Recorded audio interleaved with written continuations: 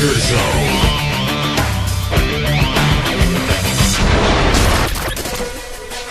Seeking answers to age-old questions. Deciphering the world painted around you by the mainstream media. This is the Kev Baker Show. And now, here is your host, Kev Baker.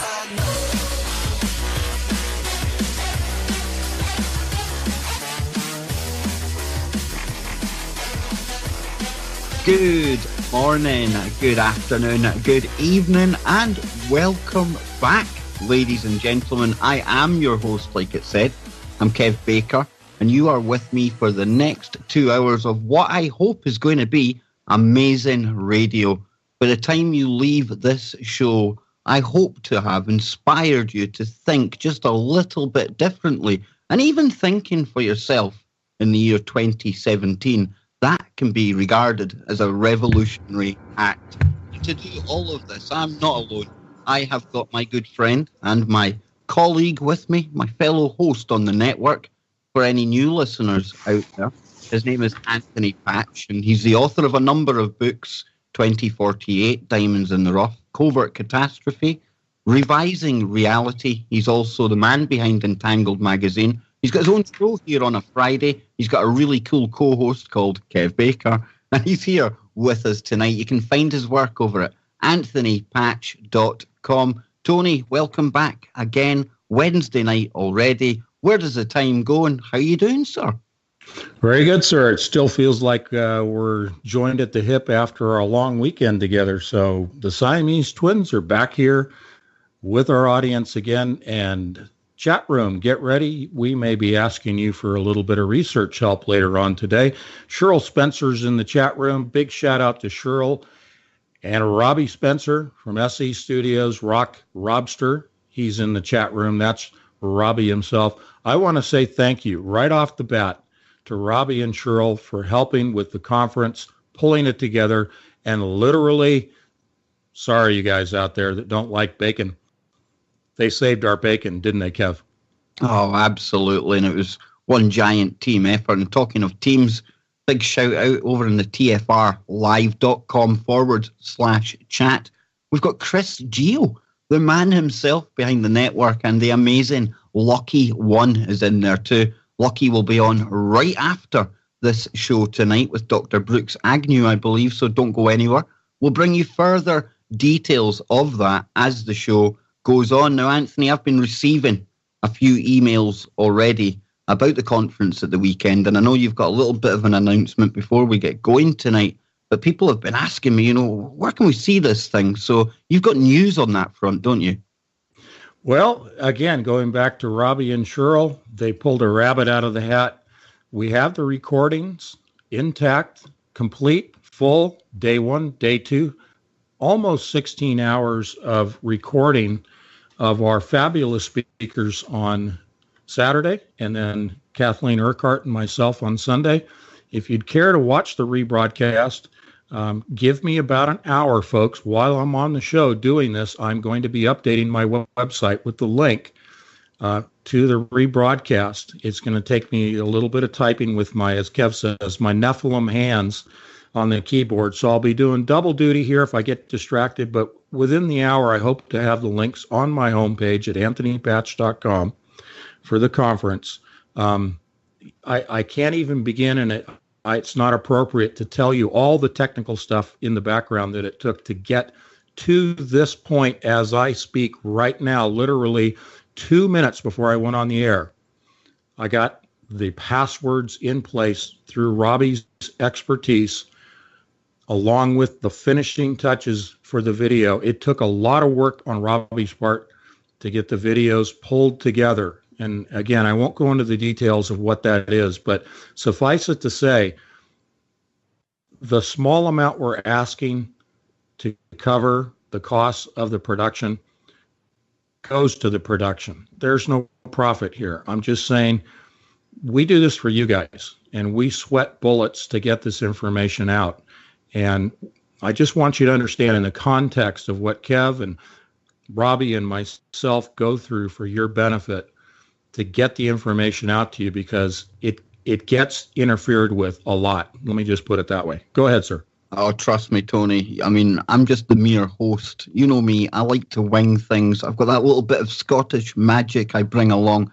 But yourself and Robbie and Cheryl, definitely hats off to the three of you for pulling this together. And I can only imagine what's been going on behind the scenes. And I've seen some of the email exchanges.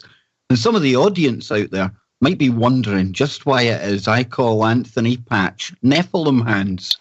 It's not that he's got 6 fingers. And at the weekend, we all got to learn that because we've seen him on camera. And again, I was counting, right? I'm just joking. But when Tony types on the keyboard, because of where his mic is, it sounds like he's typing with his forehead or his elbows, or as I said one night, his big, huge Nephilim hands. So everyone out there now has got a really disturbing picture of you with ginormous swollen hands, Tony. Well, that's why I have carpal tunnel, especially in my left hand. I am left-handed, and my handwriting in my left hand with a pen has completely gone away. I can't even write with my left hand anymore from all the keyboarding. But anyway, without all that said, I know that there have been a lot of people that have written to me asking why was it so difficult to log in on Saturday and Sunday? Where's the rebroadcast? People who couldn't make it on the weekend asking about the rebroadcast.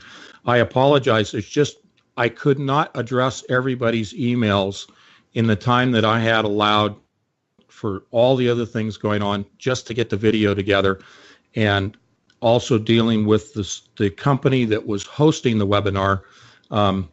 We had a lot of technical time involved. So I apologize for not responding right away to all of your email inquiries. That is not my way of doing business. It's simply just one guy and not having literally the time to do it. I also wanted to have in place when I respond to you, and I will be throughout tonight responding to the emails, I wanted to have the video perfect. Robbie did that. I wanted to have the passwords and links absolutely rock solid tested. Robbie did that. I wanted to make sure before I emailed anybody and before I posted to the site. So I'm sharing this with you as the audience just to show you how detailed oriented I am and how conscientious I try to be for your benefit so that you don't experience any more frustrations with getting the information. It's a one-man show. I have Kathleen who helped me, during the conference, but basically it's me and Kev when we do these shows, and other than the show, I'm a one-man operation doing research and everything else. So it's a lean and mean machine here, folks, and we're just doing the best we can. I appreciate your understanding because I know you can visualize what it's like to be a one-armed paper hanger. And, I can honestly tell you folks out there how Tony even finds the time to come on the Kev Baker show these days is beyond me. And that's why I myself, and I know all of the audience out there, were really, really appreciative of that, because today alone, he's still sending me reams and reams of information that's going to be relevant to tonight's show. And Tony was saying at the very start of today, Kev, we should call tonight transformation and augmentation. And I want to start with some form of transformation, I suppose we could call it, because in recent weeks now, we've seen horrendous earthquakes around the world. We had the 8.1 over in Mexico less than 2 weeks ago, followed up by the 7.1, which just happened to coincide with the 32nd anniversary of the Mexico City earthquake back in 1985. And there were earthquake drills on as well for this one that happened yesterday. Then today, we've had one in New Zealand. That's an interesting location. It's also a seismically active location historically. It sits on a plate there. And then more worryingly, we had a 6.1 happening at Fukushima as well. Now, we've been covering the storms very closely lately, but these earthquakes are coming to the forefront now. And I've had a lot of people asking me via email and Facebook messages my thoughts on this, and they've been giving me their ideas about all of this as well. Some people seem to think there's a big uptick in the amount of earthquakes that we're experiencing these days. And this is where, as Tony mentioned at the start of the show, we really call on you, the audience, now to help us out, because we can only go with the data that we can dig up online. However, when we're presenting this data to you, and I give Tony credit for this because I'd sent it to him and I hadn't considered this fact at all, please bear in mind that all the figures that we're going to be looking at come from USGS. And when we're looking at the figures for the earthquakes for this year, there's something doesn't ring true in our memories or our recollection at all anyway. And if we look at historically earthquake data, and this will give us some kind of indication, you would think, if there is some kind of uptick in activity this year or in the past couple of years. Well, what you actually see, and if we look back to 2007 up to present day, is that in fact this year, statistically, going by the figures that we've got from USGS, and then I'm coming to Wikipedia that covers all of the USGS figures up to 2016, and I came to Wiki because they're the only ones that seem to collate the numbers for the present year. And it's the numbers for the present year that do trouble myself and Tony, because it says here that there's only been one 8.0 to 9.9 earthquake that has occurred in 2017. And Tony, you were the first one to say to me, I mean, Kev, doesn't that not ring true to you? There seems like there's been more 8.0s this year. And it does feel like that, and that's why we're asking the audience. I mean, what earthquakes do you remember this year? Can you find us the 8.0s? And that figure does seem a bit off, Tony. But like I was saying, if we take all the other USGS data at face value, then this year isn't some kind of standout year where we're having massive increases in the earthquakes. And like I was saying to you, if we look at the number of 7 to 7.9s, it says that we've only had 4 here this year. That doesn't feel right, I must admit. But on average, I would say it's maybe 16 of those earthquakes a year. Now, I don't think, and it's just off the top of my head, but it doesn't seem to me like there's been 30 or 40 of the 7 earthquakes this year. I think things are just following their normal pattern. But I'll get your take on this. Well, I'm in agreement with you, and I would ask the chat room if they would be so kind as our resident research team and think tank, if you would go ahead and provide us links or just give us information and sources where you think there have been more than 1.8 and higher earthquake this year. Because my recollection is in Southeast Asia there were at least 2 this year. And, I haven't had time to go pinpoint that information, but I don't think I'm remembering last year. I think I'm pretty clear that this year. So I said to Kev before the show, when I look at USGS data, I can't help but think that it's skewed data, much like we see that comes out of NASA itself. What do you think, Kev? It most certainly could be. And like another program that we're going to be talking about more so on Friday, the data is coming from places like NASA. And when you're looking at USGS, we do know that there's a potential for them to, how shall we put it tactfully, massage the data into whatever they want it to look. And, maybe we're remembering 8+ earthquakes, Anthony, that have ended up being downgraded over time. And we're seeing somebody in the chat, Bomar, great shout. Chile. Definitely remember a big one off the coast of Chile, quite close to the shoreline, but definitely I remember that. So that alone would say that we've had 2 this year. Now, when we look historically, and again, sorry, but we have to take this USGS data, then it says back in the year 2000, we had 1 8.0 plus earthquake. And if we come forward to 2007, there was 4 8.0 or plus earthquakes that year. Now, if this was to be some kind of real uptick that we were going through, Anthony, a real increase in the intensity of these earthquakes, I would expect to see that number going up to at least the 4 level plus. And with only, what have we got left now? 4 months left in the year, something like that. Then I think we're right on track for, maybe a highly active year, but nothing out of the ordinary when you look at just over the last 17 years. Yeah, and even in Scripture, it says that the birth pangs will be increasing, and those mean that they come closer together, therefore more frequently, and stronger. And that's depicting earthquakes. And the pattern, certainly to my recollection, over the last couple of years, definitely has been ramping up in severity and frequency. So I think the data is being, well, let's say it's being Mandela'd instead of massaged.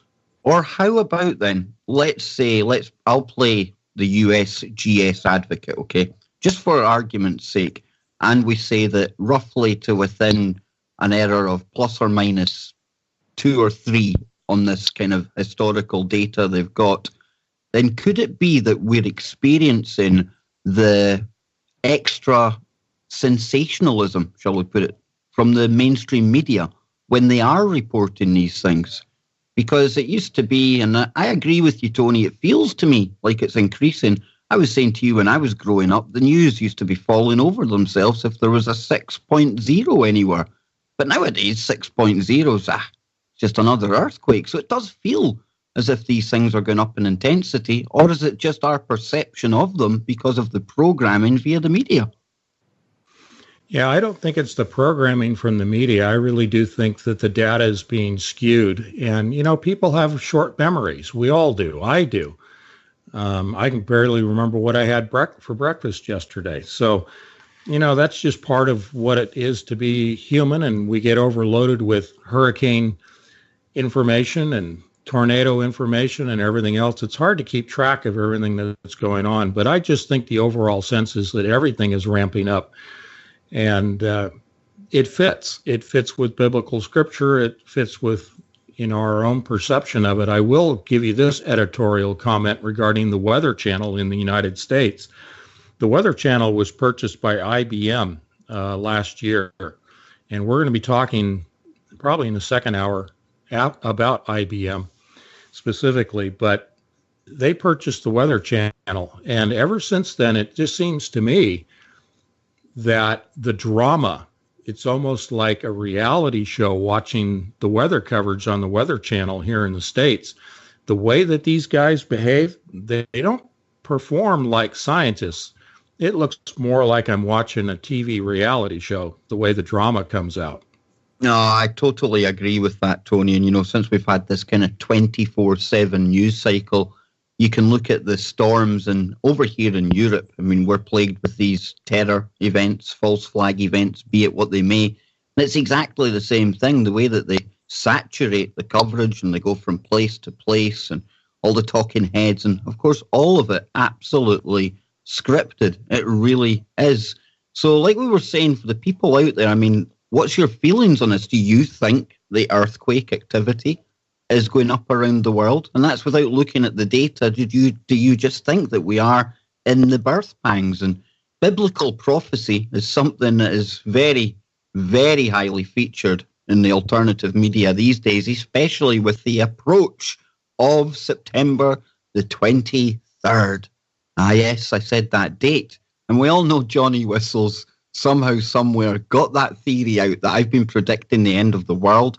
Well, I done a video on that today. You can find out my take on that, and I urge you all to join myself on Anthony for what is going to be a 23rd of September fest on the eve of that massive day. Of course, it will be the 23rd here already in the UK, but Friday, folks, 2 p.m. we kick off on the West Coast, 5 p.m. on the East Coast, 10 p.m. here in the UK. Myself and Anthony will be on the Anthony Patch Show, and then Tony, you'll be rolling in to Freaky Friday as well, as need be, because we're really going to break down this important date that is doing the rounds. But without going too much into that, we're going to cover that on Friday. Let's stick with these earthquakes just now, because there's a lot of people, a lot of talk out there on the internet that we may be starting to see signs or feeling the signs of the approach of Niburu or Planet X or something like that. Now, me personally, I think we would see a lot more activity with the outer planets and maybe Mars, stuff like that, before we would start to witness anything like this. But your take on the Niburu aspect to the earthquakes. And I've got something for you after that as well. All right. Well, I take Niburu as, in Scripture, being wormwood, as it's described in Revelation. Therefore, I don't believe that we have reached the point of the 7-year tribulation. I believe that wormwood is a factor that comes into play late in the 7-year tribulation.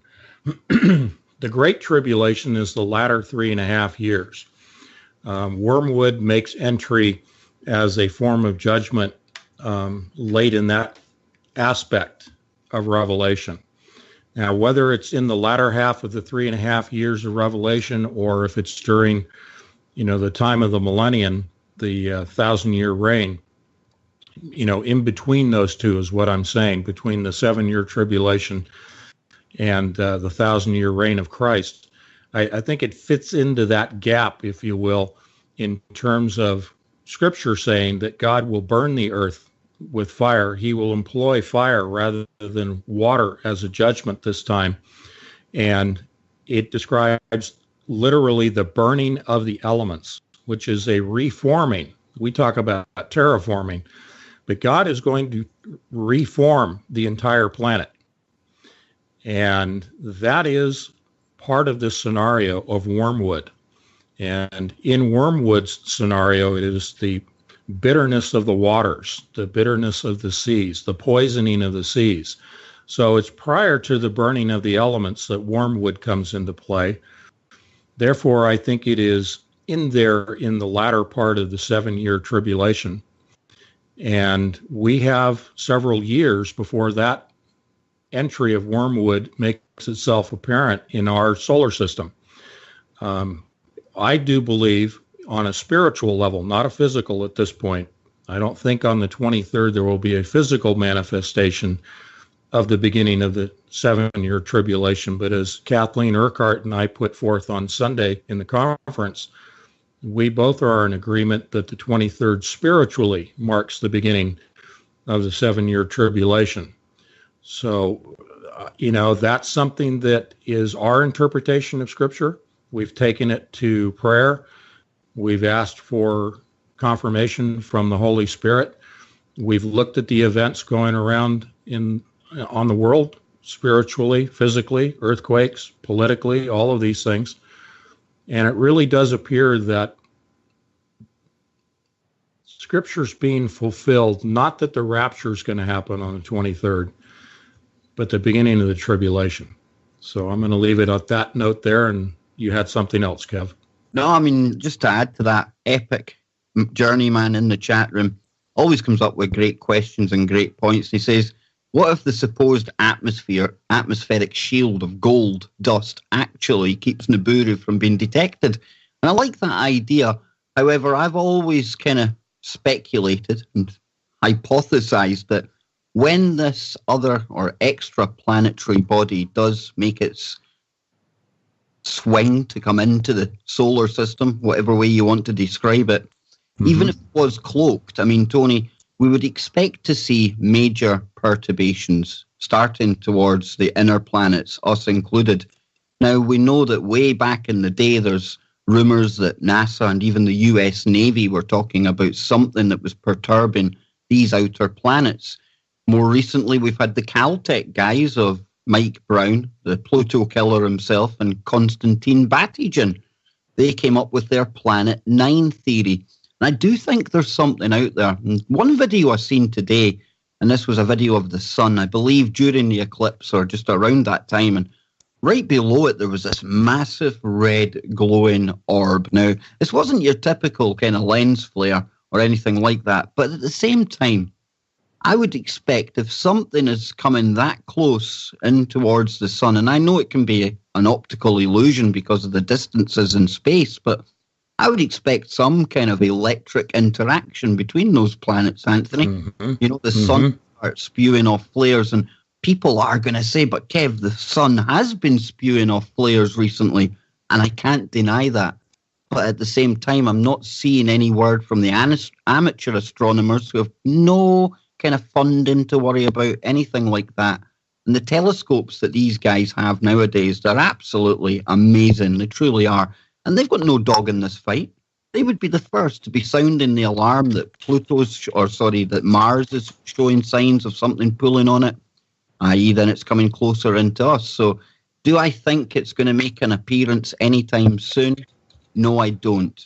But that's not to say that I don't think there's something out there, because I most certainly do. And speaking to Linda Moulton Howe recently, she was talking about the kind of cycles it might be on, a 3,600-year orbit. And when you start looking at that, maybe that's why the site of Göbekli Tepe, things like that, were covered up to protect it from an approach of this planet in the past.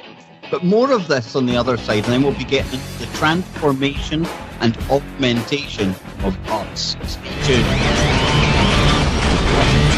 This is the Kev Baker Show.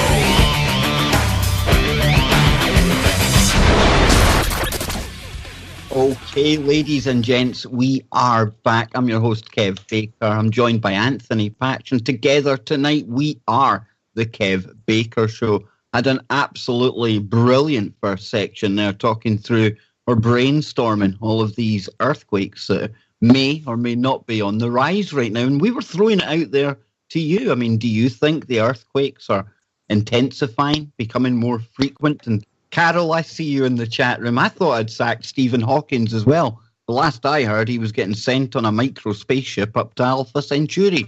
Oh, no, that was just his words. I forgot about that. That was me just wishful thinking, folks. But we are having a kind of lighter night tonight here on the Kev Baker Show. Tony's busy in the background working on his website as well. So we're kind of chilling out. We're taking it easy.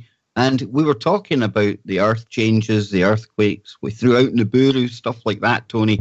And during that discussion, I just threw in the perturbations word, as if everybody knows what perturbations are. And I hope there's nobody out there who has been sitting wondering what the heck has Kev been going on about, because we are the double act that like to explain it right down to the finest detail, Tony.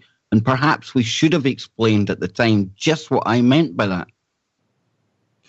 Yeah, you know me, I'm all about defining things and making it easy for everybody to, determine what it is we're talking about. And perturbations is real straightforward.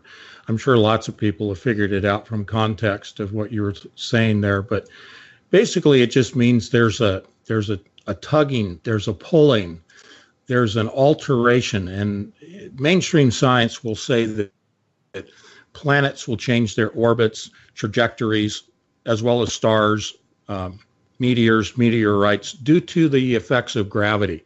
And we are proponents of the electric model of the universe. Therefore, the perturbations occur because of the magnetic effects between, let's call them heavenly bodies. And as you know from basic magnetism, you have a positive and you have a negative pole. Now, for example, the Earth has predominantly, as a planet, a negative charge, and the sun primarily is a positive charge, and they tend to attract one another. That's what holds the Earth in its orbit. The planet is moving in what is known as angular momentum, and rather than flying off in a straight line into the cosmos, the Earth has its angular momentum, the curvature of its orbit, defined by the electromagnetic, literally the polar, the positive negative attraction between the sun and the Earth. If you look at Kepler and you look at his dynamics of orbital theory, orbital dynamics, it indicates gravity, but mathematically it holds for electromagnetism. And in the work of the Thunderbolts Project, they are the ones who put forth the electric model of the universe. And the statement that I just made reflects, without being a spokesperson, reflects their explanation as to how planets are held to their orbits. Now, the perturbations, the changes to those orbits, again, are due to the outside influence of a body of either a like charge, which would repel, or dissimilar charges, which would attract. Now, when wormwood, Niburu, comes into our solar system, it will be attracted by the Earth, and therefore it will alter the spin of the planet. It will cause the flip of the poles of the planet, and it will alter the trajectory of the orbital pathway, otherwise known as angular momentum of the planet. And that will then lead to the burning of the elements. There you go, buddy. Oh, I absolutely love this. You know, this is like one of our very original shows, Tony. The first time we used to kind of hook up together, and the chat room there absolutely loving this kind of laid back style we're having tonight as well, because, you know, we do go deep into the details at times. And then at other times, maybe it is best just to step back like this, just brainstorm stuff on the fly, because the audience, they are absolutely loving it. And we're going to continue this little brainstorming session, right? Because if I was going to wear my conspiratorial hat and put some kind of tail on the donkey when it comes to these earthquakes, well, I would have to probably point at something called quark gluon condensates. Where's the music? Robbie, where's your music? You need to have a sound effect here for Strangelets. You know, our theme music by Robbie Spencer is all about Strangelets. So go ahead, Kev. I jumped on your toes. No, exactly. It deserves a musical build-up, this one, because, like I say, Tony, if I was going to don my tinfoil hat for all of the earthquakes going on, my hypothesis that I would pin the tail on the donkey, as I put it, would definitely be at Strangelets.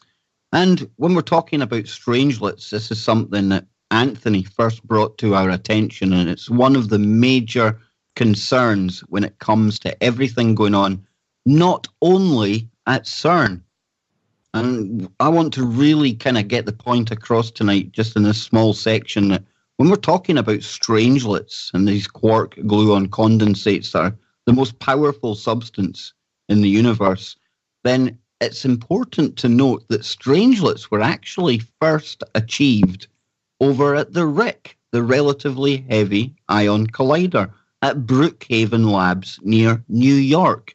And Tony, it was you. You came up with the power levels that were required. I think, off the top of my head, 10 tera electron volts is the kind of golden kind of level they want to get to produce these Strangelets. And of course, Brookhaven, it was a proof of concept kind of experiment that all was part of the build up towards CERN, and they were the first that we know of to achieve that golden kind of threshold. So when we talk about Strangelets being responsible for earthquakes, we mustn't just look at CERN in Geneva. We must also take into account at least Brookhaven Labs, and that was a good few years ago they started producing them, right? It definitely was. And in March of 2015, they published a white paper that then hit the mainstream coverage in August of 2015, indicating that in the latter part of 2014, they hit 10 tera electron volts. And that was the defining moment in which Strangelets, a quark gluon condensate, were publicly known to be produced by a synchrotron particle accelerator. And as you rightly said, this is a proof of concept laboratory in which those processes are then handed off to CERN to be applied to the Large Hadron Collider. Now, I'm going to correct you, Kev. It is not pronounced a relatively heavy ion collider. Relativistic. Thank you, my friend. Thank you. See, I didn't even realize I'd said that, Tony, but thank you. You're correct, obviously. So what this is going to, Kev correctly said that this is the most powerful explosive substance in the universe. This predates the so-called Higgs boson in the scenario of the Big Bang, which I don't hold to, but I'm giving you their synopsis, their storyline. So you have the moment of creation, the Big Bang, then you have Strangelets produce the quark gluon condensate as an elementary form of matter, and then you have the production of the Higgs boson, which they in mainstream science say gives rise to all other matter. That would then be helium and hydrogen predominantly in the universe, and then moving on through the periodic table. the issue here is not the Big Bang scenario. The issue is the production of this elementary material. Now, it is primarily at CERN produced in one of the four main detectors. That's the ALICE detector, which is part of the Large Hadron Collider, the 27-mile in circumference ring, and the near light speed counter rotation of particles that then are moved magnetically through gates. They are directed to either cross or strike head on with one another within 4 points. Those are the detector chambers, the detector machines. It is within ALICE that these are produced. Now, they do produce temperatures that for just a few picoseconds are temperatures that exceed by 100, sometimes 1,000-fold that of the sun itself. But it winks out of existence so quickly, that high temperature, that it's really not even something that is really worth discussing. The point is 3 characteristics of Stranglets. The most powerful explosive substance in the known universe. The fact that you cannot contain them, whether it's in a magnetic bottle like they do with antimatter or otherwise. The third characteristic, I should say, related to that you can't contain them, is that they plummet to the center of the Earth. The core of our planet is magnetically neutral, and therefore you have a resting place for Stranglets. Once they penetrate through the ALICE detector, through the planet itself, to the core. Now, the third characteristic that is somewhat related to that is that they are a stable material related to ordinary matter. So the matter of the planet is attracted magnetically, is attracted to the Stranglets that are now residing at the core.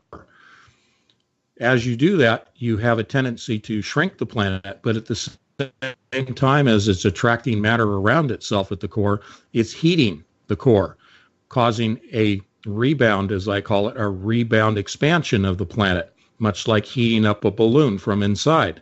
That results at the mantle and at the crust of the planet, the tectonic separation of the plates, and that spawns further earthquakes and volcanic activity. There you go, buddy. No, this is great information. It really is. And I'm going to drag you kicking and screaming right across to the theoretical blackboard of physics, Tony, because we're entering the realms of the unknown right now. And say, for example, Stranglets have gone through and they're heading for the core.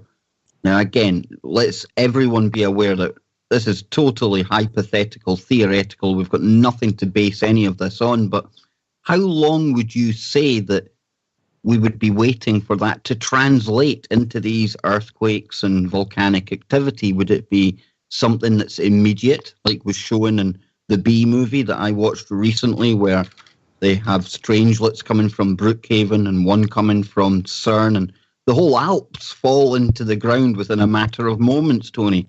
I mean, what kind of time scale would you think we're looking at here? And again, I apologize because this isn't even putting you on the spot. This is highly, highly speculative.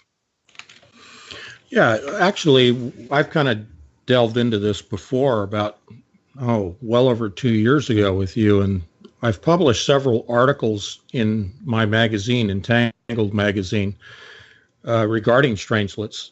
And I can give you this.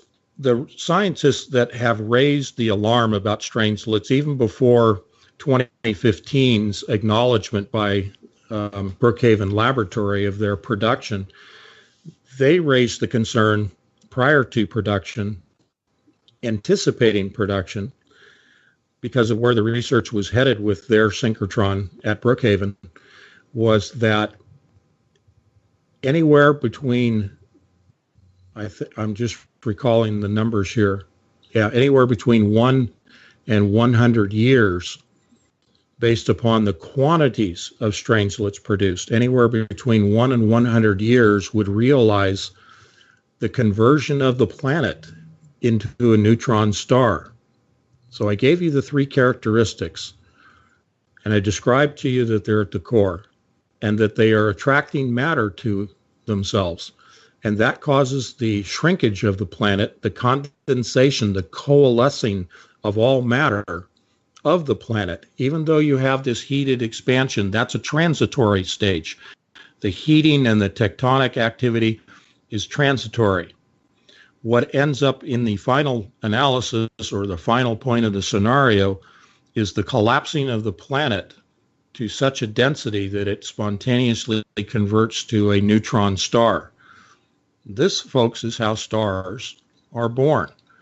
And in the bigger scheme of things, outside the discussion of strangelets themselves, stars as well as planets, but let's talk stars for the moment, including our own, are the result of the coalescing of plasma, ionized gas, the magnetic attraction of plasma to itself, coalescing into a denser form in which you then have the fissile material initially, and then the fusion process of the reaction that causes a star to be born. But the initial phase is a neutron star, and that is where we're looking at the production or the transition of the planet into a neutron star. But as scientists, and I'm thinking off the top of my head, this was a paper in 2009.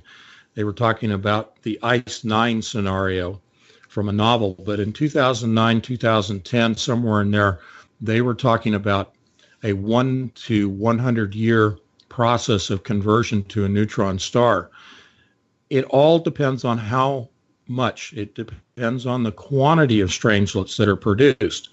Now, we know with the higher level of energy that's being achieved, 13 tera electron volts at CERN, and the longer run times, and we're into run 2 this year, and the prospect of the merging of the linear accelerator awake with the ring-based, we have a continuous process all this year during run 2, a continuous process of the production of strangelets during the time in which collisions are actually taking place.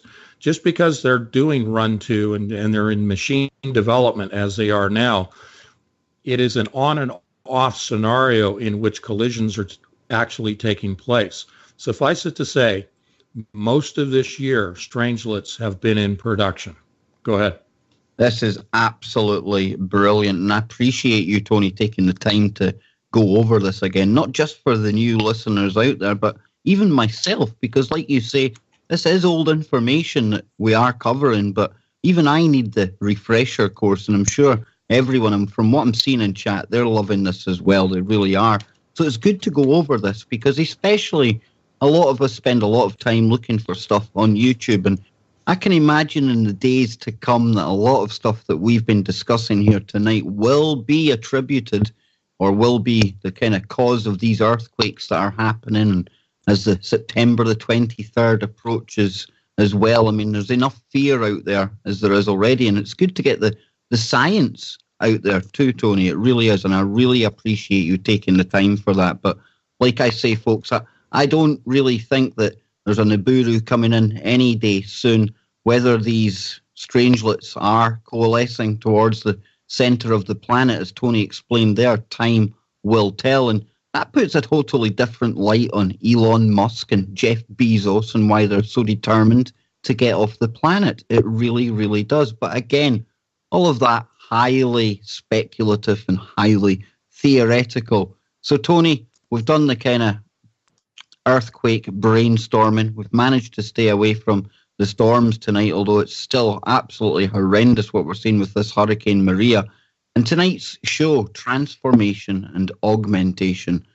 And even before touching on that, you sent me a couple of articles today. And this wasn't something new to me, or wasn't news to me. But when I first heard this, I was obviously quite shocked, as I think everyone probably is. And if you're not aware of it, you probably will be shocked as well, because during World War II, when the Nazis were at the height of their fighting power with the concentration camps and everything that came with it, I mean, it's quite a commonly known fact now that IBM and their machines were very, very instrumental in everything that was going on with the Nazi war machine. And Tony, you were sending me articles about this today. We'll get into this just now, and then we can take it from there, my good man. Yeah, many people in our audience, because we have a well-informed audience, have heard not just stories, but the reports, I think is a more accurate way to say it, that IBM did play a role in terms of the Holocaust. And most of it had been related to the discussion of simply providing, support activities, and they were cataloging people. And I'm sorry to be indelicate about this, but cataloging people and their possessions. And go any further than that. But the issue arises in the face of what we've discussed about D-Wave and IBM having provided their technical support with computing, transistor-based computing of the day, and their punch cards. And I'm going to come to the punch cards with a punchline in just a moment. The issue is, are we looking at another Holocaust facilitated by another computer company, much like happened with IBM? And, I probably will get sued by D-Wave for saying this, but I do see the possibility that they could play a role in another Holocaust on a worldwide scale. And we know that the globalist agenda is population reduction. And I can see that through the B system, the sentient world simulation setup that is facilitated by quantum computers, that may be just the case. So let me jump to the punch cards. Most people, if you just look up IBM punch cards, if you've not seen them, there are plenty of images on Google search, Google Images. But I'm old enough to have actually used these running computers myself. This is geomancy. Now, we went through this on Sunday in the conference, Kathleen Urquhart and myself. Monday show with Kev Baker. Kev and I went through geomancy quite extensively. I've published an article in Entangled magazine about necromancy and its various forms, including geomancy. If you look at the little punch holes, the squares on the punch cards that run, those are the programming cards. That's what actually runs the computer before there was software. These are software programs on a card, to make it simple. Those cards are geomancy. They are based on geomancy. They are no different than what was done during Sumerian times. So I'm going to leave that with you, Kev, let you jump in there. But it does not look good for computing companies in general, not just D-Wave, in terms of their base core foundation being derived from geomancy. Go ahead. You see, I'm a bit less risque than you. I'll just call it the AI and the SWS, Tony, right? I don't want to be in the dock beside you, man. No, I'll be there too, because when we talk about the sentient world simulation, we honestly believe that that is on the D-Wave. And I think of it this way, since you brought the subject up, Tony. I mean, if the Nazis had artificial intelligence and quantum computers back at their time, you bet your bottom dollar they would have been running something akin to the sentient world simulation. Now, that means, in this kind of line of thinking that we're taking then, and we've seen all the kind of talk from the experts out there that World War III will come about because of AI. Now, I'm not sure if it'll come about because of AI, but if there ever is a World War III, of which I'm unfortunately sure there's bound to be in the future, then AI will factor very, very heavily. And whoever has that really strong, that wide AI, that self-aware system, then one would imagine that they're going to take advantage of that. And camps will come into it. And if there is an enemy, any prescribed kind of enemy, then you can be sure that that's the way things will go. Because unfortunately, history does tend to repeat itself. Not exactly, but there's definitely an echo there. And you can be sure that during any war, they will take advantage of the highest levels of technology available to them. So absolutely, I agree with you wholeheartedly there, Tony. I really do. That's a horrible kind of way of looking at this, folks. But maybe that's the kind of slap around the face that we all need, that kind of endgame scenario, be it real or otherwise, to show us just the power that they wield with something like the sentient world simulation. And, you know, there's been a lot of talk recently because of the Equifax kind of data breach, stuff like that. And even that makes me kind of sarcastically smile, because no data anywhere is safe anymore. It truly isn't. And, you know, whether it's hackers doing these hacks or even AI out there just absolutely hungry for more data, who only knows? But everything, Tony, be it with some air quotes secure company, none of our data, absolutely none of it, is secure anymore. And all of that ties back into the sentient world simulation, because we know that it needs data, data, data. And even before the show, we were discussing how the alphabet agencies, all of this surveillance state that they've got.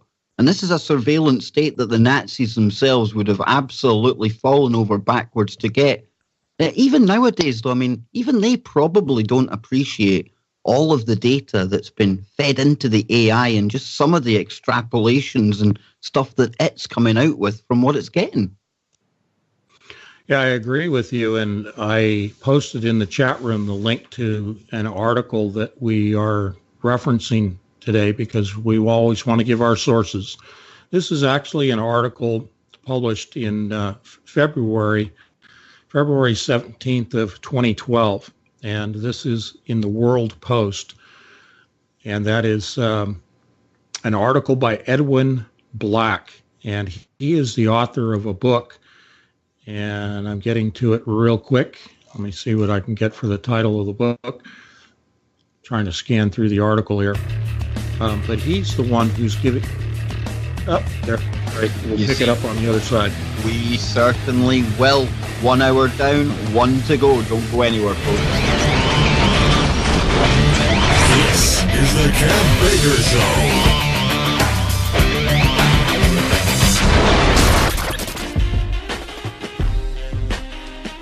Welcome back, everyone. This is the Kev Baker Show. We are obviously live. We're always live here on KBS. And tonight I'm joined by Anthony Patch.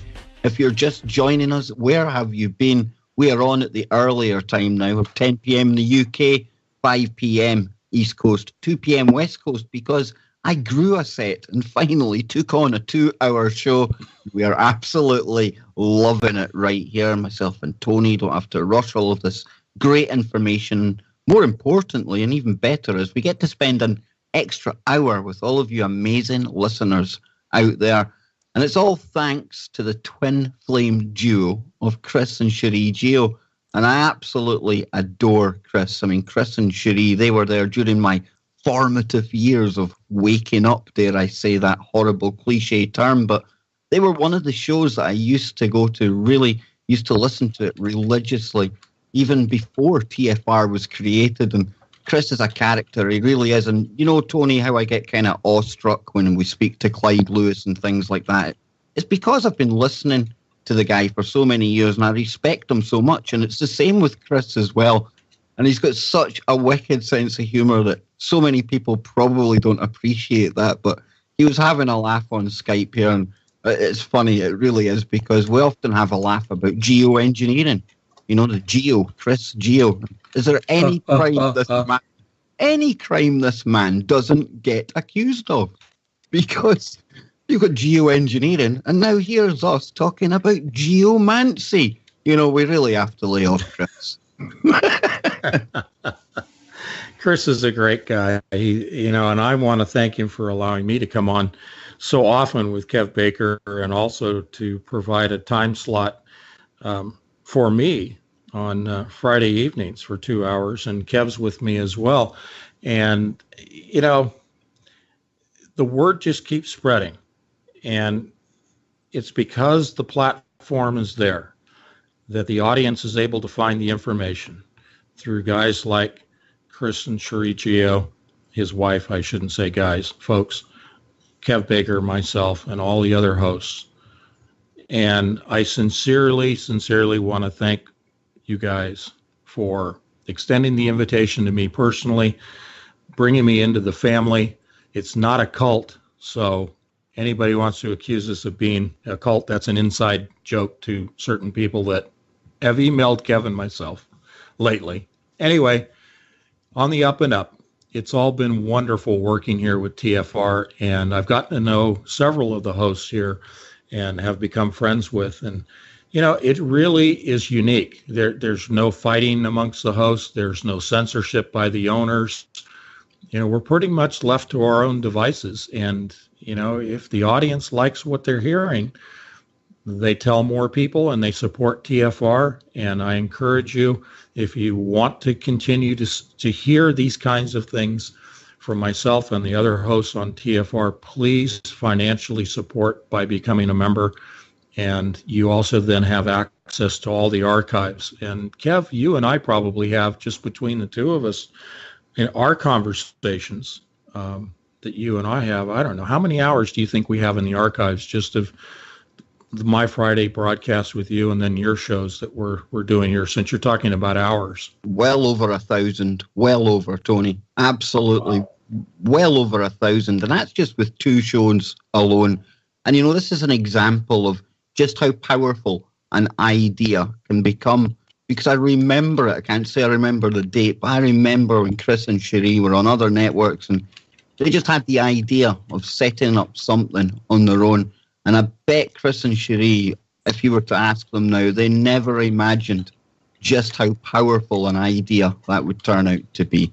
So big thanks to Chris and Cherie, Gio, all of our love from Scotland and from Texas, where Mr. Patches, and all of the audience out there as well.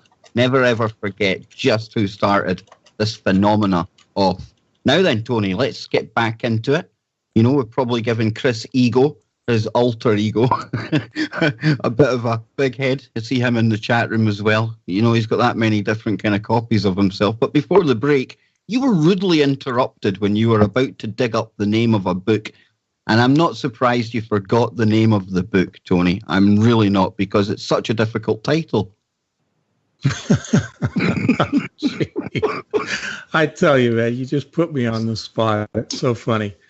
All right, so I go down to the second paragraph, and I read very carefully, and so I'll read it out.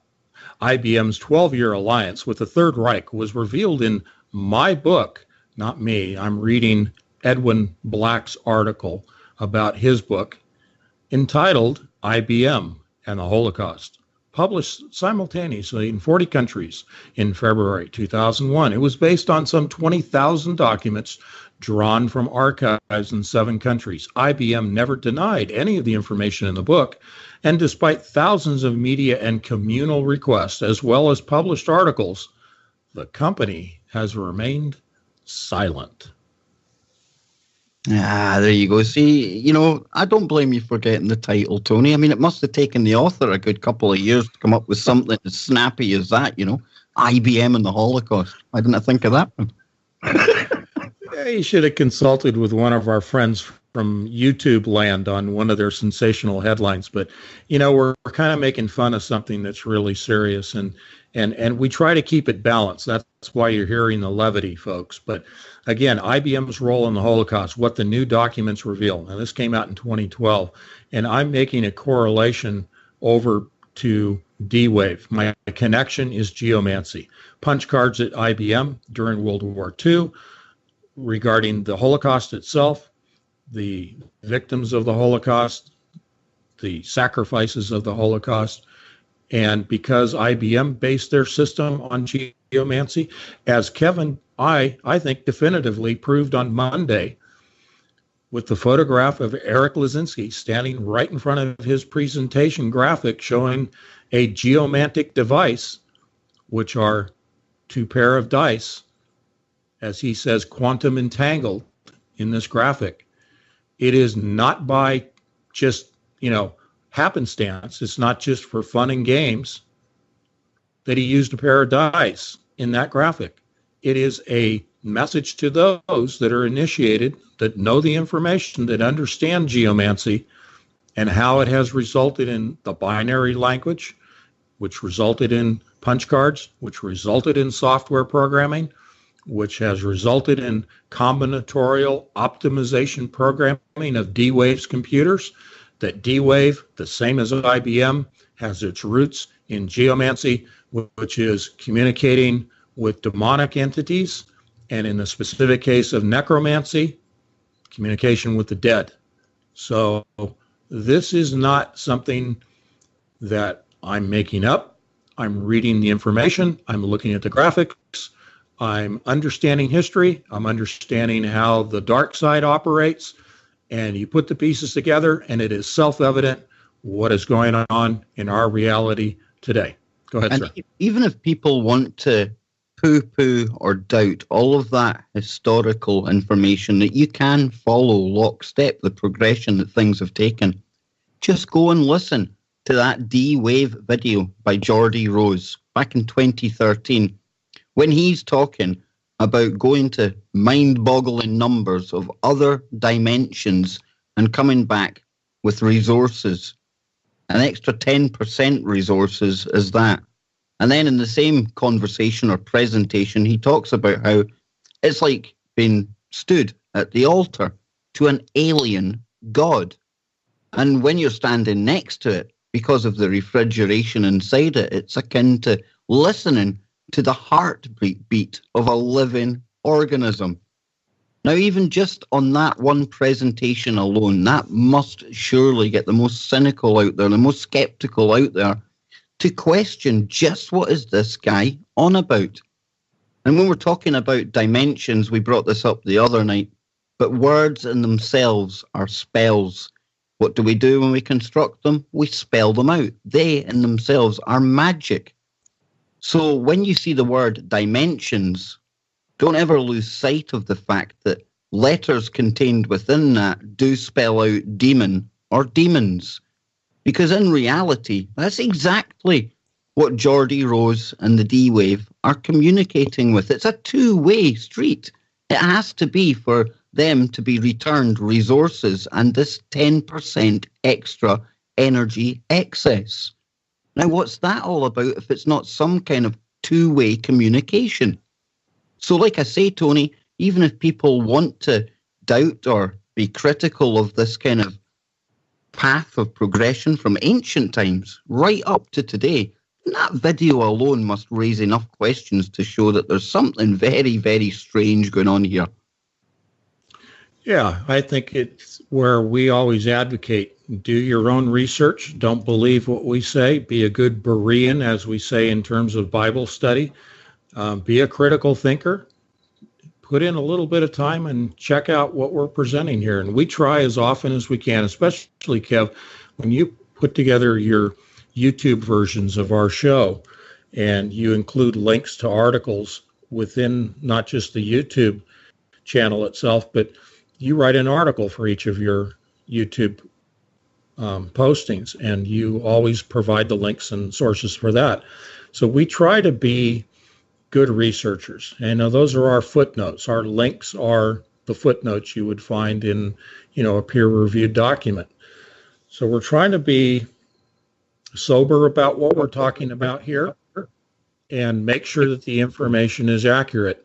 And we will state, as we often do, when it is conjecture. But we're also just reporters, and we give you the facts, and we tell you when they are the facts and the sources of that. Go ahead, sir.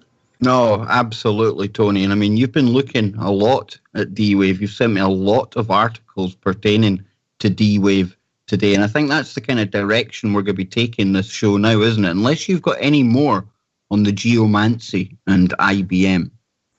No, I think that's enough for today. We spent a lot of time on it Monday. And my last comment is, please go to Entangled Magazine through anthonypatch.com. Subscribe to the magazine to support Kevin, myself, and also Robbie and Cheryl Spencer from SE Studio. They are the publishers of Entangled Magazine. Kevin and I are the editors of it, and we contribute articles to our own magazine, as well as many other researchers that were very appreciative of their time and effort and extensive research. The last magazine was 140 pages. It's more like a book.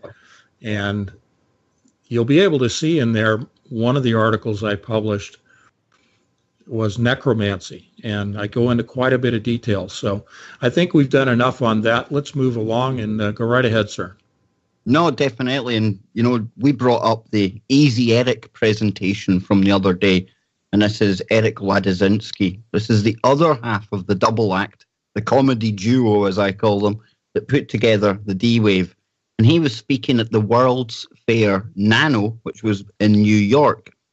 And he was giving a very, very basic kind of presentation to do with quantum computing, quantum annealing, which is the tunneling process that D-Wave actually take advantage of.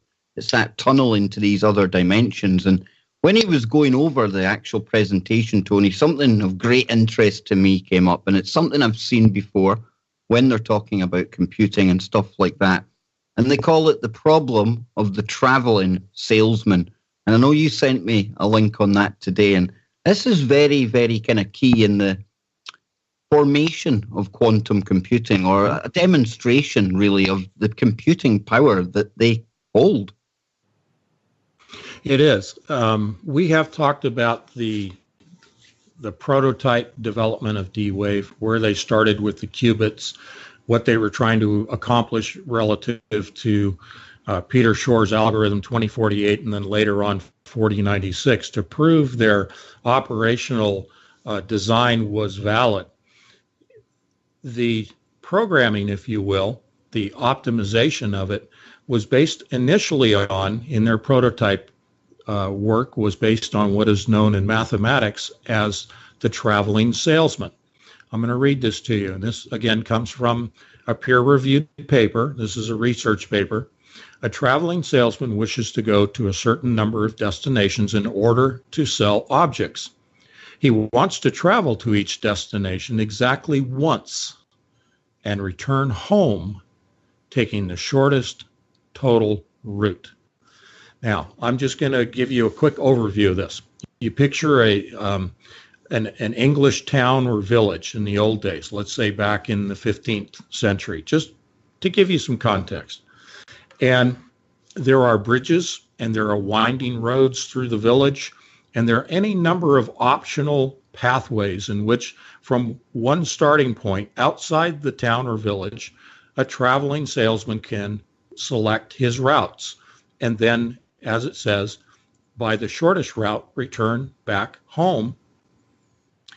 And therefore, it's a matter of efficiency. And therefore, it is a matter of how quickly your programming will result in an accurate solution. And they call this route in mathematics, the route is called a Hamiltonian cycle. Okay, so any of you math guys out there, you'll see this. You've heard of the traveling salesman, no doubt, in basic computer programming courses. This is something that is used to optimize the programming, and here it is called the traveling salesman problem optimization, or optimizing of routes. Now, what does that have to do with today?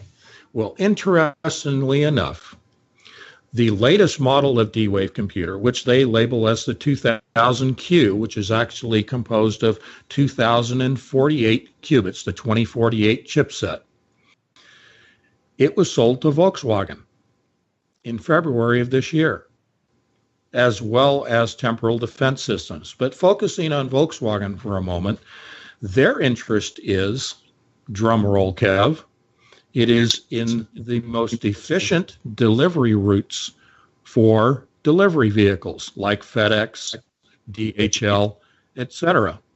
So go ahead. I've set it up. Give me your thoughts. Well, no, Tony, I'm just listening to you speaking here, and I'm digging up through your other links as well. I actually kind of missed your end point there, but I was talking to the chat room too. There you go. I admit it, Tony. I was posting images that people were asking for. But this traveling salesman, if people think about that, I mean, there is absolutely no way possible that you would be able to come up with the most efficient and effective routes possible to do these journeys. And that's exactly the power that these D-Waves wield. It really is. And like I was saying, they take advantage of something called quantum annealing. Now, this is the tunneling kind of process, and the best way to visualize this, folks, is if you picture a hill and you've got a ball at the bottom of the hill, and you can think of the hill going up one side, down the other. And to get to the other side, classically, using normal kind of conventional computers, you'd literally have to take the ball all the way up and then all the way down the other side. However, quantum physics, it's different, that quantum world. And basically, Tony, I think, correct me if I'm wrong, it kind of makes an electrical kind of landscape with peaks and troughs on it.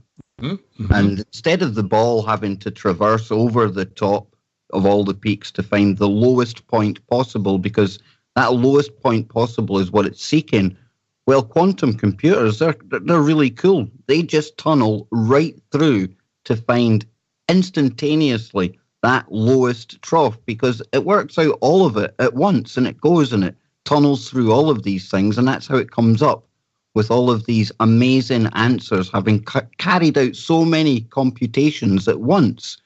Now, I've probably made a mess of that, Tony, but you can correct that, right? But quantum annealing is something that is featuring very highly with D-Wave right now, because even their own press releases, like you shared with me today, they've now signed up with, I think it's their first foreign kind of body, organization, and this is a university in Japan. And what they're going to be doing is they're going to be exploring the true power of quantum annealing. And when they're talking about quantum annealing, just think about creating tunnels to other dimensions, because that's literally what they are doing. Now, Tony will give you the real science behind it. No, you said it very well. They're looking for the lowest energy state, which is at the bottom of the valley, and that is entropy, as it's called. And when we speak of those computers as being adiabatic quantum computers, we're talking about essentially without heat transfer, without work being involved. And therefore, one of the reasons for the super cold environment that the qubits are maintained by the pulse dilution refrigeration units that sound eerily like the heartbeat of an alien god, as Gordy Rose stated. The point here is that not only are you maintaining the superconductivity of the magnetic pathways of the electrons as they flow in counter-rotating pathways through the qubit, but you are also minimizing the amount of work that the electrons are performing. Therefore, that can be measured in an adiabatic format, measured as minimal work translation into minimal heat rise or heat transfer. So this gets into the state of entropy in the lowest topological scale of the environment, because what you're looking at, if you look at the qubits, and this is a graphical representation, if you look at the qubit environment edge on, the qubit is horizontally arranged in front of you, and moving out from you horizontally, you're looking at the side view of the terrain, the topology of the qubit chipset, and you have peaks and valleys. And it is through the base of the peak that the quantum tunneling takes place, through quantum entanglement of particles, in which then that particle, having arrived at the other side of the energy peak through the base, is now able to fall, if you will, and this is mathematics we're talking about, but fall to the bottom of the valley on the other side of that peak. And that's its lowest energy state. The entropy is achieved. And that, at the base of the valley, is where the solution is derived. And that is also a parallel dimension. There you go. There you go. And as Tony was explaining the other night, when we're saying dimensions, I mean, we're literally talking, Tony, about demons, aren't we? And this is, I mean, the mind-boggling number that Gordy Rose is on about. That's literally what they're communicating with through quantum annealing.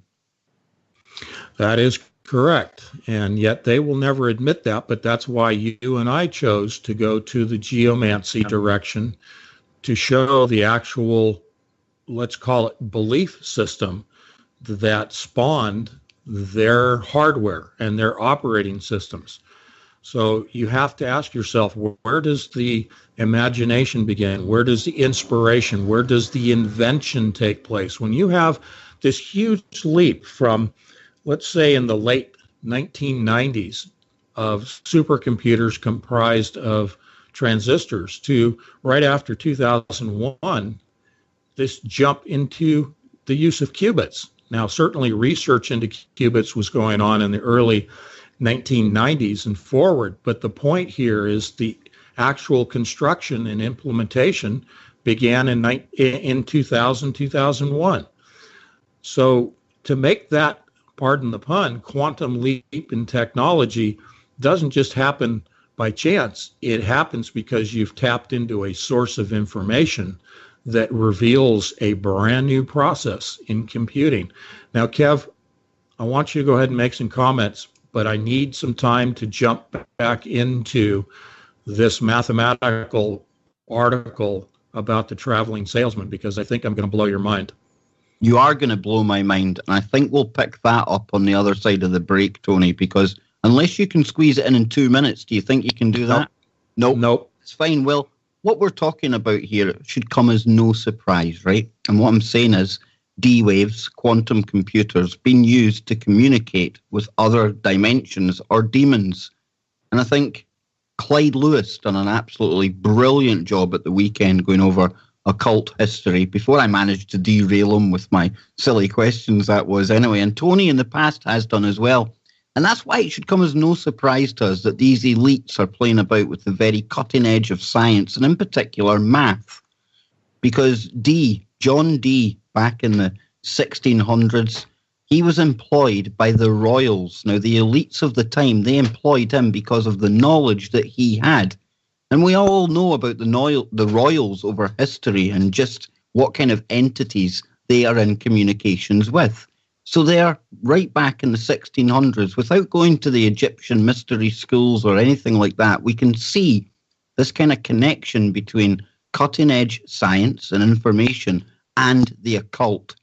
So it shouldn't come as any surprise when you have today the quantum computer of D-Wave literally communicating with demons. And for me, this is why it's the main game and the only game in town when it comes to quantum computing, because after Tony's gone over his salesman pitch in the next part of the show, I'll be asking him the other ways of achieving quantum computers, because this annealing, it's not the way that all companies go. And we often mock people like IBM for daring to say that they'll have a future machine with some extraordinary amount of qubits that amounts to no more than 50 or something like that.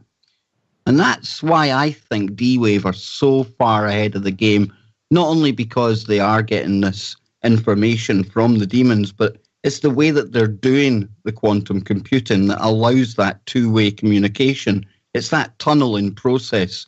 And that, for me, is why we've seen this massive jump, and why so many scientists out there are so hesitant and reluctant to even acknowledge the D-Wave. But not us.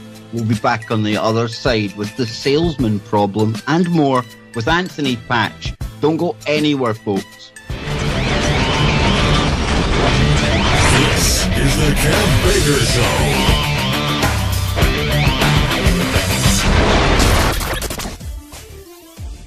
Welcome back, everyone. It is the final part already of tonight's show, but it isn't the end of the information here on TFRlive.com. Oh, no. We don't roll like that, because straight after the break, we have got Lucky and Dr. Brooks Agnew. And tonight, get this, folks, they are going to be joined by the one and only Commander X. They're going to be talking about the dark web, Russian hacking myth, and also the Equifax data breach. So please stay tuned for all of that. And that's coming up right after the break. Now let's just hope and pray that this next section of the show goes without any interruptions, because I often say to listeners, I wish you were with us during the break so that you could hear all of the brilliant stuff that was said. You wouldn't have heard much during this break, folks. You really wouldn't, because let's just call it gremlins, have been occurring on the Skype line between myself and Mr. Patch. And that should come as no surprise when we're covering the topic that we are. So, to get back into the subject of limp crickets, I mean the T-Wave quantum computer, we're going to have to come up with some kind of code word, Tony. We are. The Beast. We'll talk about this, the Beast.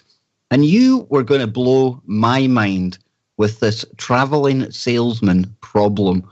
Now, you've given me a kind of page to look at. I'll drop a link in the chat room for the I already did. I already did. See, one step ahead of me, dude. Here we go.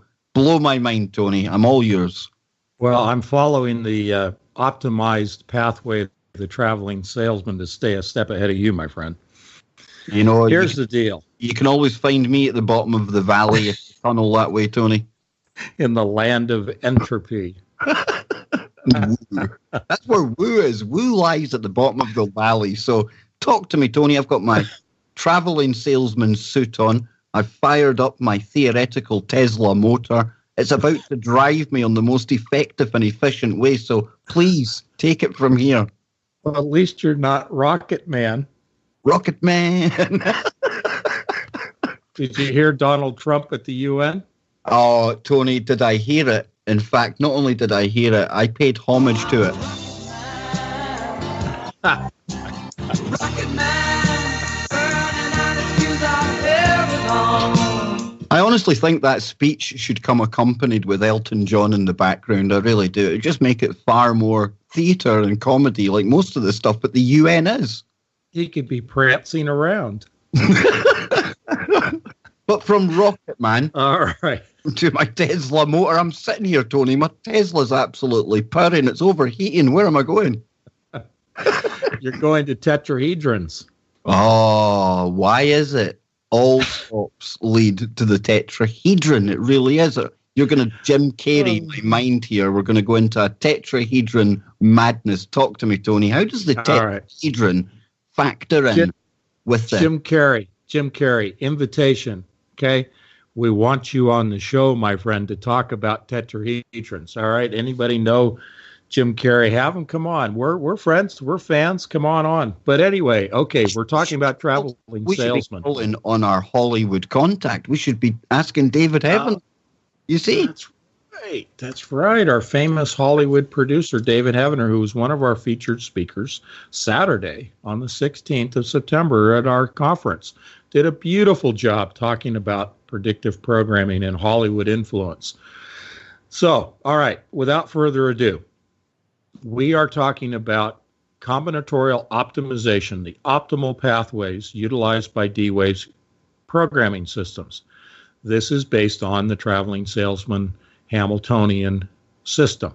This leads to, and I'll read it right out of this paper, before presenting algorithms, okay, something we've talked about extensively about supercomputers, quantum computers, deep machine learning, recursive neural network, Boltzmann machine, algorithms predicting human behavior. Well, here we're talking about human behavior as described as a Hamiltonian in mathematics for programming quantum computers by following the behavior, mimicking, counterfeiting the human behavior that the computer systems observe, and they build algorithms representing that behavior. Before presenting algorithms and conditions for when a locally optimal solution exists, some basic graph theory definitions are needed.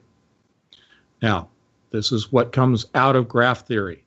The Platonic solids will be used to explain some basic graph theory. Am I losing you? No, you're still here, Tony. We had a little bit of robot speak, but it wasn't. We're totally with you on this one. Carry on. All right. So the first graph that they put up is a tetrahedral graph. This is a tetrahedron that they put up. And then it becomes much more complex. They move into the cubical. These are representing the replication of tetrahedrons mathematically in relation to programming computers, utilizing the basic idea of Hamiltonians as derived from the traveling salesman optimization of routes of travel system. What they're trying to do in computer programming is develop the most efficient route for electrons to flow so as to speed up the processing and to minimize decoherence, therefore errors. So they become the graphical representations of the programming itself, the pathways that the salesman is traveling, are all based upon tetrahedrons going to the octahedral, the dodecahedral graph, all the way out to the icosahedron, the icosahedral graph, all the way, and I'll take you to the end point quickly, Kev, for the sake of time. All pathways literally lead to the 600-cell tetrahedral spherical model, my model of the universe.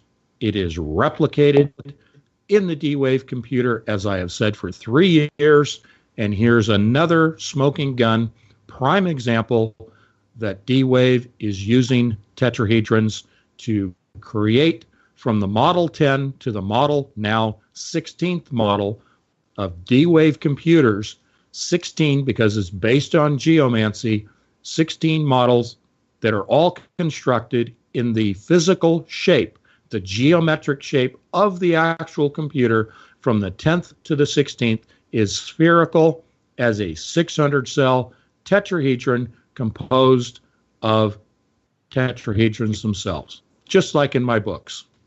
No, you're absolutely correct. And we almost seen this been demonstrated before when we were watching the YouTube channel called Computer File.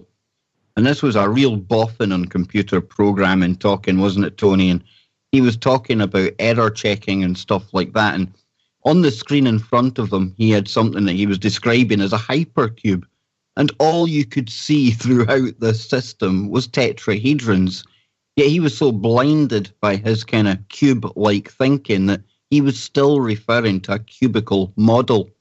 And if we look at Geordie Rose again, let's use him. He's the perfect example. He gives so much away every time he talks, because there was another presentation, Anthony, that you made me aware of where I think he was talking about basically ternary systems when it was coming to the machine learning. And that's something that you've brought up as well before. And that's not a binary system. This is something different where it's the ternary. There's 3. And, you know, when it comes to that number 3 and tetrahedrons, somebody who I put on a pedestal as much as you put Buckminster Fuller on a pedestal is Nikola Tesla. And of course, he always did say that the numbers 3, 6, and 9 would unlock the mysteries of the universe. And where did he get that from again? He got that from communicating, he thought, with Martians. But probably not Martians, Tony. Probably the same entities that Geordie Rose is talking to. Oh, yeah, they're exactly the same entities. Yeah, I think the easiest way to put it is just to say that they're speaking with fallen angels.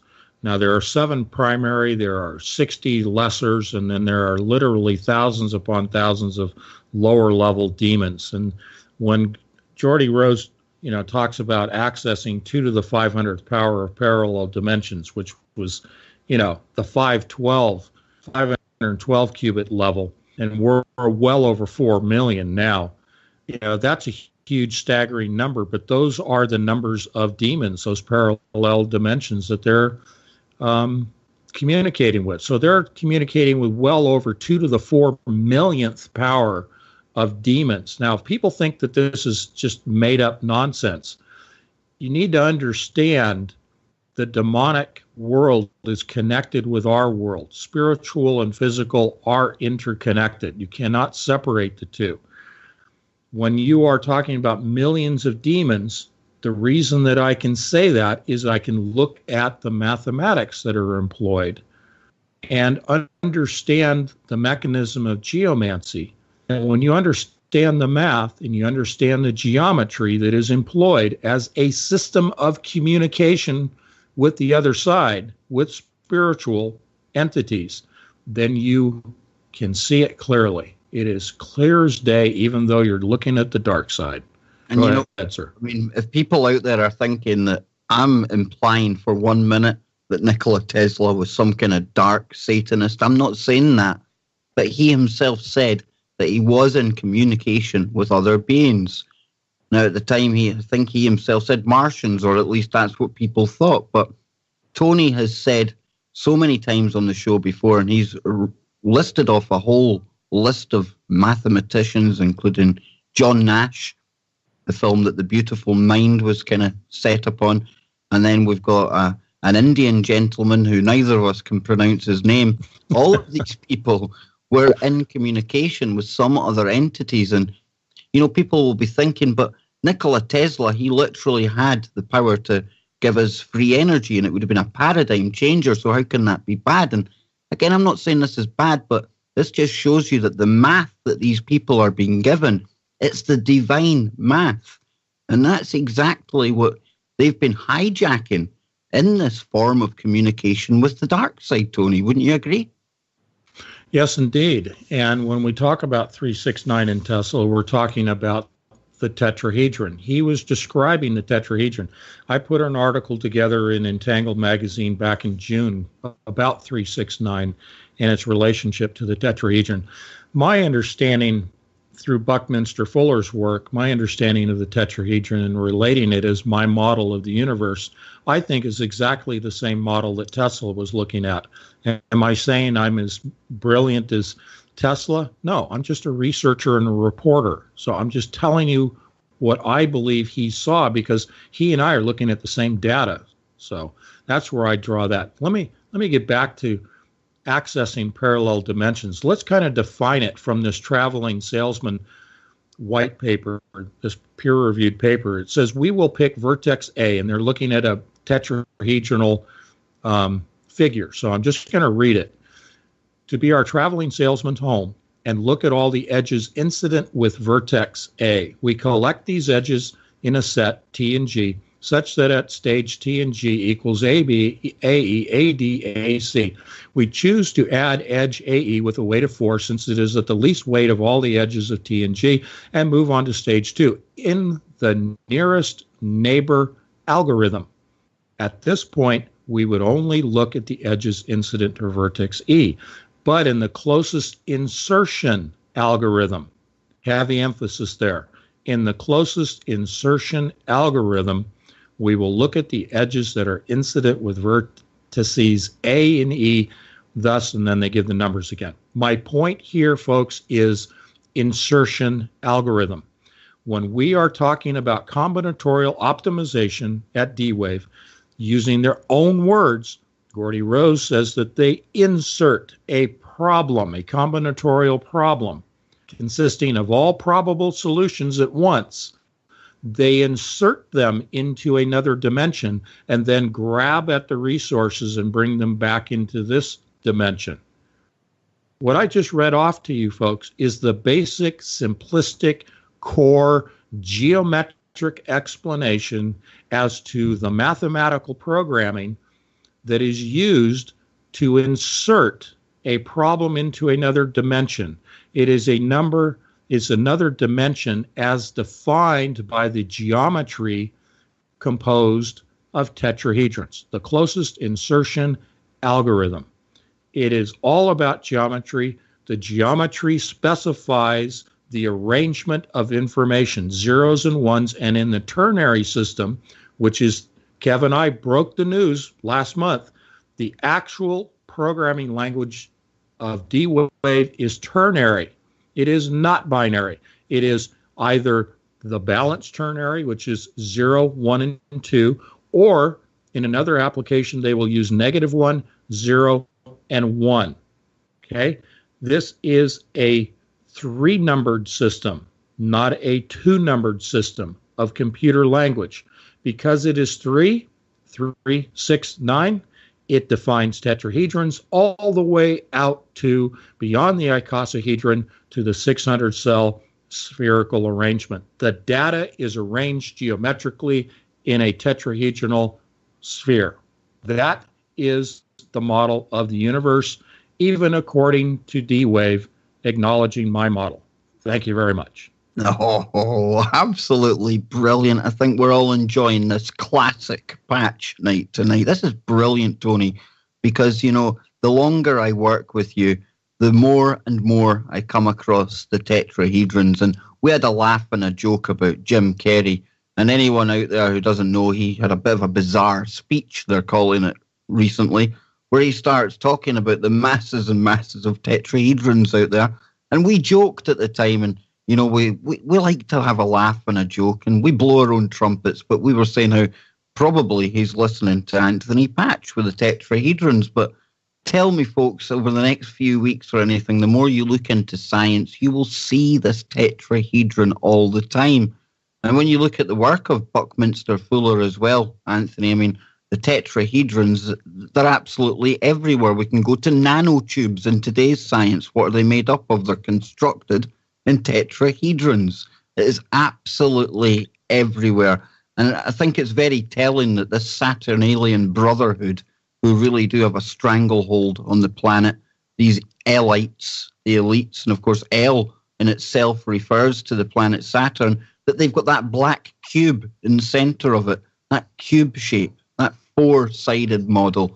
And that's where they're going wrong all the time, right? Because they've taken that as above, so below, and they've incorporated that into most of their math until you get to the D-wave, and they're employing the ternary, the three system.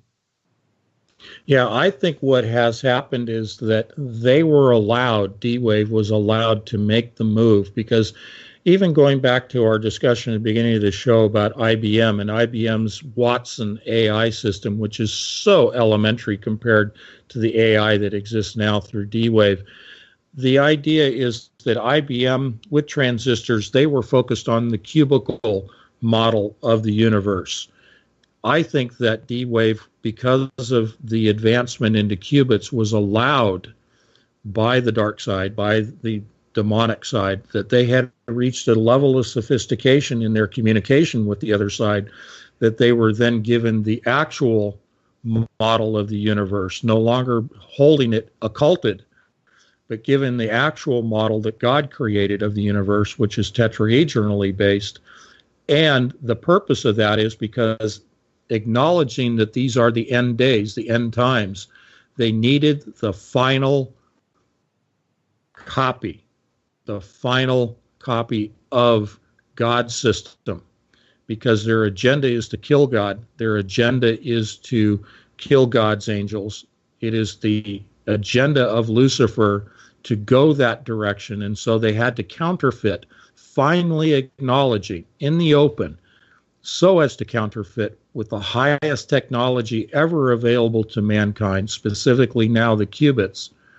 They were able to use the counterfeit of God's model of the universe for the final and the ultimate computer system that man would be allowed to build by God. God is allowing this counterfeit for his judgment, for his purposes. It is his tool that he is allowing Satan and his minions to build. All of this is according to God's time, all according to his plan in his timing, as his judgment is always exquisite. Absolutely. Well said, Tony. And, just backtracking a little there to the geometry that you were talking about, I mean, I've seen a demonstration of this, an example, just recently from our own brain, because what they were doing was they were mapping all the interactions between the neurons that fire off for all of our language and our thought and everything else. And what they came to realize, Tony, and I'm sure it's something they appreciated a long time ago, but they're now telling us about, is the fact that our brains, they described it as working hyperdimensionally. And that's because of the geometry that they were seeing when they were connecting all of these neurons together. So again, here we see just how important geometry is in absolutely everything, from biology all the way to the quantum computing, to the nature of reality. There you go. Now look, we're almost to the end of the show. It's time for an infomercial, okay? Me and you do infomercials, Tony. I've never heard of such a thing. All right. I need to wrap this up a little bit. I'll give you the last word, Kev. We only have about 5 minutes. I want to, again, thank Robbie and Cheryl for all of their hard work in pulling together the conference along with you, Kev, because you guys were the ones that did all the recordings that resulted in now, folks. If you go to anthonypatch.com, go to the top of the page, to the corner, the right corner, the top of the page, you'll see the Buy Now button. The rebroadcast, the on-demand version of our nearly 16-hour conference last week is now live at anthonypatch.com. You can either choose Saturday or Sunday, or you can purchase both days and gain access. To those of you that were not able to access, but you had purchased tickets, I've received your emails. I've just been too swamped with problem solving to try to answer those personally. I will tonight. You will be receiving a personal email from me with the links and the passwords at no additional cost, because you already paid for your tickets over the weekend. And with my sincere apology, and I'm including a letter of apology through email from the vendor acknowledging that they had some system problems. They are now correcting those based upon the comments I received from you. And that letter will go along with my apology letter for the difficulties in accessing the conference over the weekend. That will also include, as I said, the links and the passwords for both days at no additional cost. Those of you that have been asking me as well, who did not purchase tickets and didn't have time to attend the conference over the weekend, they are available for purchase now. Just go to anthonypatch.com, upper right-hand corner. You will find the Buy Now button. I personally answer each of those purchases, just like the Entangled magazine subscription. When you buy a subscription, I personally email that subscription link and password and instructions to you. So that's coming from my keyboard personally. I don't have anybody helping me with that part of it. Same thing with the on-demand. All of these emails, all of the purchases, I respond to every single purchase and send you personally. So you may have a little bit of delay, 5 or 10 minutes, before you actually receive the on-demand link and password.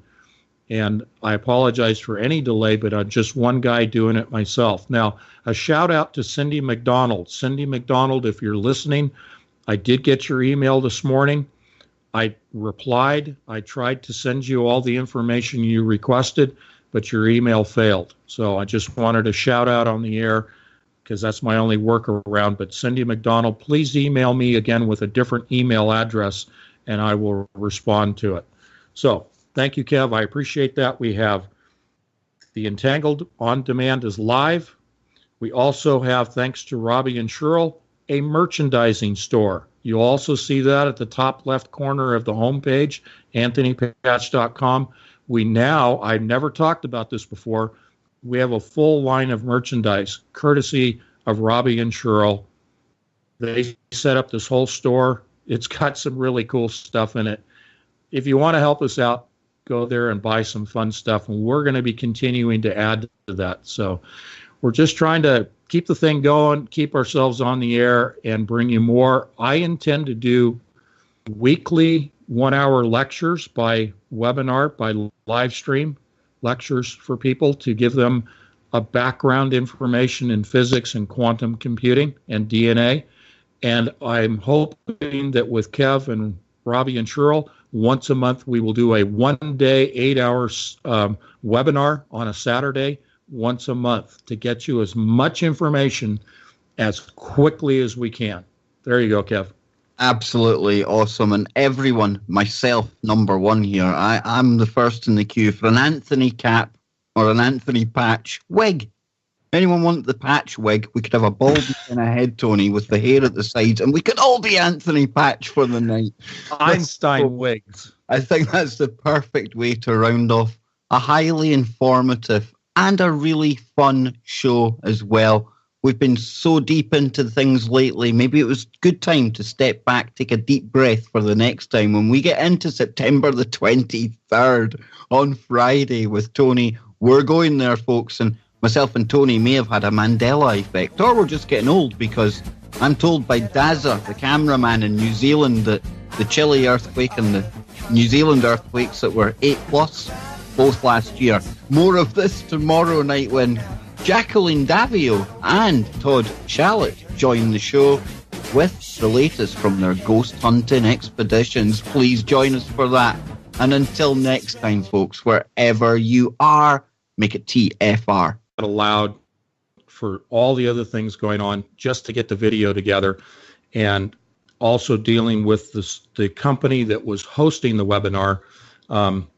We had a lot of technical time involved. So I apologize for not responding right away to all of your email inquiries. That is not my way of doing business. It's simply just one guy and not having literally the time to do it. I also wanted to have in place when I respond to you, and I will be throughout tonight responding to the emails, I wanted to have the video perfect. Robbie did that. I wanted to have the passwords and links absolutely rock solid tested. Robbie did that. I wanted to make sure before I emailed anybody and before I posted to the site. So I'm sharing this with you as the audience just to show you how detailed oriented I am and how conscientious I try to be for your benefit so that you don't experience any more frustrations with getting the information. It's a one-man show. I have Kathleen who helped me, during the conference, but basically it's me and Kev when we do these shows, and other than the show, I'm a one-man operation doing research and everything else. So it's a lean and mean machine here, folks, and we're just doing the best we can. I appreciate your understanding because I know you can visualize what it's like to be a one-armed paper hanger. And, I can honestly tell you folks out there how Tony even finds the time to come on the Kev Baker show these days is beyond me. And that's why myself, and I know all of the audience out there, were really, really appreciative of that, because today alone, he's still sending me reams and reams of information that's going to be relevant to tonight's show. And Tony was saying at the very start of today, Kev, we should call tonight transformation and augmentation. And I want to start with some form of transformation, I suppose we could call it, because in recent weeks now, we've seen horrendous earthquakes around the world. We had the 8.1 over in Mexico less than 2 weeks ago, followed up by the 7.1, which just happened to coincide with the 32nd anniversary of the Mexico City earthquake back in 1985. And there were earthquake drills on as well for this one that happened yesterday. Then today, we've had one in New Zealand. That's an interesting location. It's also a seismically active location historically. It sits on a plate there. And then more worryingly, we had a 6.1 happening at Fukushima as well. Now, we've been covering the storms very closely lately, but these earthquakes are coming to the forefront now. And I've had a lot of people asking me via email and Facebook messages my thoughts on this, and they've been giving me their ideas about all of this as well. Some people seem to think there's a big uptick in the amount of earthquakes that we're experiencing these days. And this is where, as Tony mentioned at the start of the show, we really call on you, the audience, now to help us out, because we can only go with the data that we can dig up online. However, when we're presenting this data to you, and I give Tony credit for this because I'd sent it to him and I hadn't considered this fact at all, please bear in mind that all the figures that we're going to be looking at come from USGS. And when we're looking at the figures for the earthquakes for this year, there's something doesn't ring true in our memories or our recollection at all anyway. And if we look at historically earthquake data, and this will give us some kind of indication, you would think, if there is some kind of uptick in activity this year or in the past couple of years. Well, what you actually see, and if we look back to 2007 up to present day, is that in fact this year, statistically, going by the figures that we've got from USGS, and then I'm coming to Wikipedia that covers all of the USGS figures up to 2016, And I came to Wiki because they're the only ones that seem to collate the numbers for the present year. And it's the numbers for the present year that do trouble myself and Tony, because it says here that there's only been one 8.0 to 9.9 earthquake that has occurred in 2017. And Tony, you were the first one to say to me, I mean, Kev, doesn't that not ring true to you? There seems like there's been more 8.0s this year. And it does feel like that. And that's why we're asking the audience. I mean, what earthquakes do you remember this year? Can you find us the 8.0s? And that figure does seem a bit off, Tony. But like I was saying, if we take all the other USGS data at face value, then this year isn't some kind of standout year where we're having massive increases in the earthquakes. And like I was saying to you, if we look at the number of 7 to 7.9s, it says that we've only had 4 here this year. That doesn't feel right, I must admit. But on average, I would say it's maybe 16 of those earthquakes a year. Now, I don't think, and it's just off the top of my head, but it doesn't seem to me like there's been 30 or 40 of the 7 earthquakes this year. I think things are just following their normal pattern. But I'll get your take on this. Well, I'm in agreement with you, and I would ask the chat room if they would be so kind as our resident research team and think tank, if you would go ahead and provide us links or just give us information and sources where you think there have been more than one 8 and higher earthquake this year. Because my recollection is in Southeast Asia there were at least 2 this year. And, I haven't had time to go pinpoint that information, but I don't think I'm remembering last year. I think I'm pretty clear that this year. So I said to Kev before the show, when I look at USGS data, I can't help but think that it's skewed data, much like we see that comes out of NASA itself. What do you think, Kev?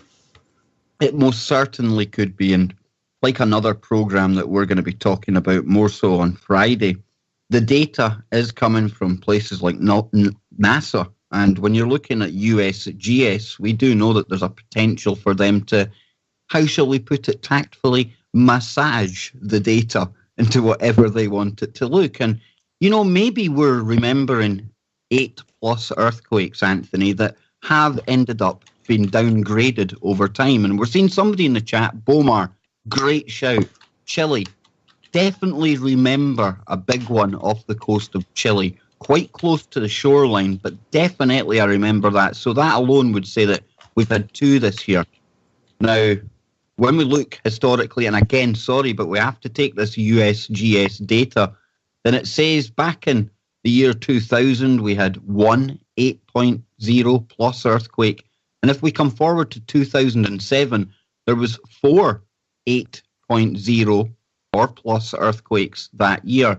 Now, if this was to be some kind of real uptick that we were going through, Anthony, a real increase in the intensity of these earthquakes, I would expect to see that number going up to at least the 4 level plus. And with only, what have we got left now? 4 months left in the year, something like that, then I think we're right on track for, maybe a highly active year, but nothing out of the ordinary when you look at just over the last 17 years. Yeah, and even in Scripture it says that the birth pangs will be increasing, and those mean that they come closer together, therefore more frequently, and stronger. And that's depicting earthquakes. And the pattern, certainly to my recollection, over the last couple of years, definitely has been ramping up in severity and frequency. So I think the data is being, let's say it's being Mandela'd instead of massaged. Or how about then, I'll play the USGS advocate, okay, just for argument's sake, and we say that roughly to within an error of plus or minus 2 or 3 on this kind of historical data they've got, then could it be that we're experiencing the extra sensationalism, shall we put it, from the mainstream media when they are reporting these things? Because it used to be, and I agree with you, Tony, it feels to me like it's increasing, I was saying to you when I was growing up, the news used to be falling over themselves if there was a 6.0 anywhere. But nowadays, 6.0 is just another earthquake. So it does feel as if these things are going up in intensity, or is it just our perception of them because of the programming via the media? Yeah, I don't think it's the programming from the media. I really do think that the data is being skewed. And, people have short memories. We all do. I do. I can barely remember what I had for breakfast yesterday. So, that. This is the Kev Baker Show.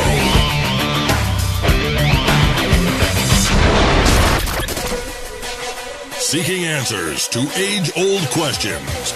Deciphering the world painted around you by the mainstream media. This is the Kev Baker Show. And now, here is your host, Kev Baker.